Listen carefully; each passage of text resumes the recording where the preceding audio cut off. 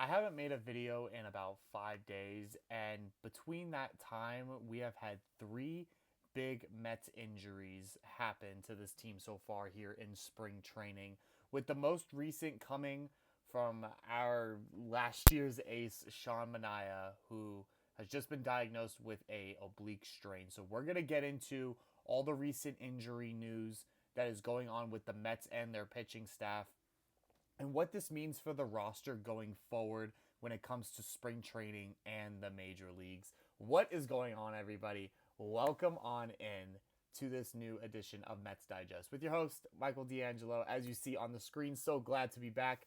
I was gone for the weekend and now we're here and I'm ready to digest with y'all and get into what else is new with the New York Mets besides the fact that they could just keep getting injured. And we already know, is it really Mets baseball season without a bunch of injuries from this team?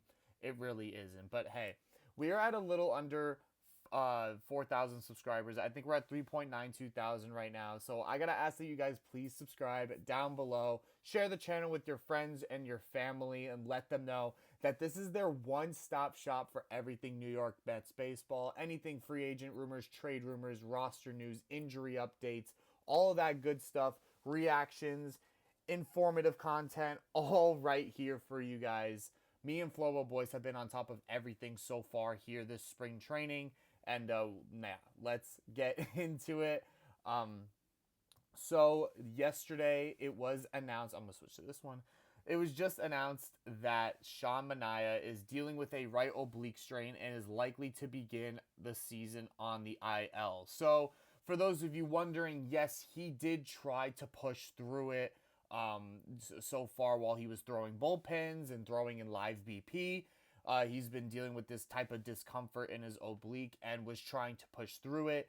And he said in an interview that it pretty much just plateaued. It wasn't really getting any better and it wasn't getting any worse. It was kind of just staying the same, and they just now decide to shut him down. So he will probably begin the season on the IL, and that is a big blow knowing that this man is supposed to pretty much be a top three pitcher in our rotation for this upcoming season. So now that leaves Frankie Montas and Sean Manaea on the IL, most likely to start the season. So that's two blows to this pitching staff that has happened already. And yeah, you hate to see it, but hey, that's New York Mets baseball for y'all. And if y'all are new fans here, that you're gonna have to deal with that with this team pretty much the entire lifetime of being a fan anyway in the first place. So Sean Manaea and what we're looking at now here with the pitching rotation with Sean Manaea out with an oblique injury and Frankie Montas out with a lat injury. The starting rotation is looking the likes of Kodai Senga, Clay Holmes, who's had a pretty good spring so far. His first outing being 3 innings pitched on 35 pitches, no runs, a couple strikeouts, good for him. David Peterson, Tyler McGill, Griffin Canning, and I don't know why he puts a maybe for Paul Blackburn. I think it should be a guarantee now that he makes the rotation now. I think he's more qualified for a rotation spot than Tyler McGill and Griffin Canning together. Like I think Paul Blackburn should be put above them. But this is what you're looking at now with this six. They're still looking to run this 6-man rotation. And if you are, it's going to be all hands on deck with any type of depth starter that you sign this offseason, that being Griffin Canning, being that depth signing.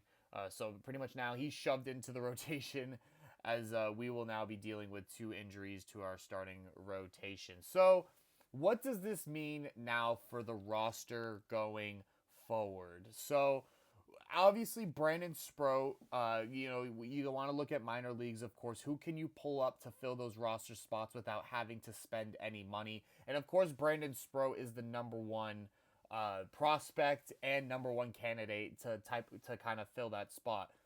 He has been impressing so far this spring. He hasn't had any game outings just yet, just like live BP stuff, but we've seen clips of him getting swings and misses from guys like Pete Alonso and Juan Soto, and his stuff has looked amazing. Writers are raving about what they're seeing from Brandon Sproat so far here in this spring. So at this point, his path to the major leagues, might be coming a lot sooner than some of us expect.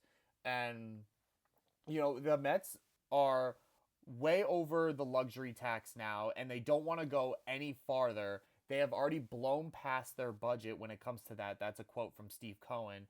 And so now you got to look within the organization for starters and pitchers to replace and fill up roster spots. And of course, Brandon Sproat is that number one guy that you're going to look at. Other guys in AAA, Tyler McGill has been going back and forth for, the last couple of years. But hopefully Paul Blackburn can be healthy now, because now we really need him. Before last year in the rotation, it was kind of more of a want, with Kodai Senga being injured. But now with two starters being injured, we pretty much need Paul Blackburn to be a reliable starter, because he has not had a healthy season since 2022. That season, him being his first All-Star game appearance. So if we can get another healthy season out of him, I'm sure he would be a very solid starter. So now the next piece of news that we have is from our infielder Nick Madrigal, who we signed right before spring training, and he was just diagnosed with a dislocated shoulder. The MRI or whatever X-ray showed a fracture. So he will be out for a pretty extended period of time. He was signed to a minor league contract, so he was never guaranteed a major league spot. But this was kind of that Jose Iglesias roster spot for this team. Remember, Jose Iglesias was signed to a minor league deal, infielder, as we all know, and was then later pulled up as soon as the season pretty much began. And, Nick Madrigal was kind of going to be that replacement of that, utility infielder that can come in and play all spots around the infield, kind of like how Jose Iglesias can do. Now Nick Madrigal is hurt, and it seems like he's out for an extended period of time. Jose Iglesias is not on the roster still, and he is not even on a team still. So he is still out there in free agency, and if the Mets are able to free up some money any type of way, or are willing to spend a couple more dollars, they would look right at Jose Iglesias, as they have still been in some sort of talks. Now, we've seen quotes from Jose Iglesias that he still is in contact with the Mets. He's looking for a multi-year deal. The Mets, of course, are not going to give him that. And that is where we stand right now. Now, what I would like to bring up is, what does this mean for the roster going forward? As we have bench spots that we need to fill. We have a lot of young guys that are going to be fighting for roster spots this spring. We have seen guys like Luisangel Acuna, Brett Beatty, of course, making his comeback. Ronnie Mauricio, of course, which you guys already know what's coming. You guys already know what I'm about to rave about. And, we've seen him taking swings in spring training, taking live BP. He's out there, getting back in shape and, getting ready for this season. It was reported before that we might not see him in spring training, but that went out the window pretty quickly, because now he's here taking swings in full batting gear and looking like he's about to be ready to go. So that's, you have a lot of replacements for a guy like Nick Madrigal. So if you guys are still on the Jose Iglesias train, I don't have any great news for you guys, because I know that the Mets do not want to spend more money. And, with a lot of options, especially on the infield within the organization, I highly doubt that they're going to really go out to the free agent market and try to sign someone to fill that roster spot.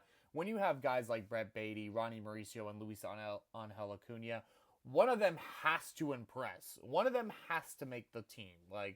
There's no way all three of them disappoint so much to where they all start the year in AAA. It's not happening. You guys already know me. I think Ronnie Mauricio should be the starting DH of this team. We know now that Starling Marte is no longer going to get traded, so it looks like he's the most likely candidate for that spot right now, besides Jesse Winker. So I still think Ronnie can impress to a way where he can find himself on a bench spot.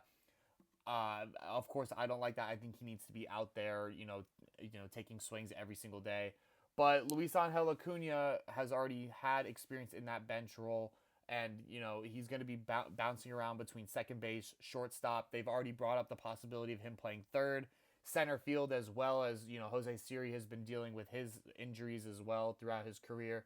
So the Mets have a lot of different directions. It's just the pitching staff that's kind of the worry now, because you don't want to go out and spend money. You don't have too much minor league depth when it comes to pitching in itself, especially from the starting rotation.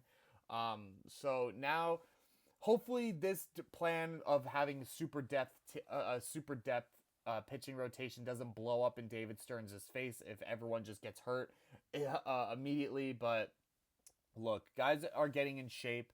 Their bodies, are, waking back up pretty much from the off-season sleep. Stuff like this is going to happen all the time, but no need to hit the panic button yet. And I'm sure everything will work out just fine. That is all I have for you guys here today on Mets Digest. Make sure you guys subscribe down below.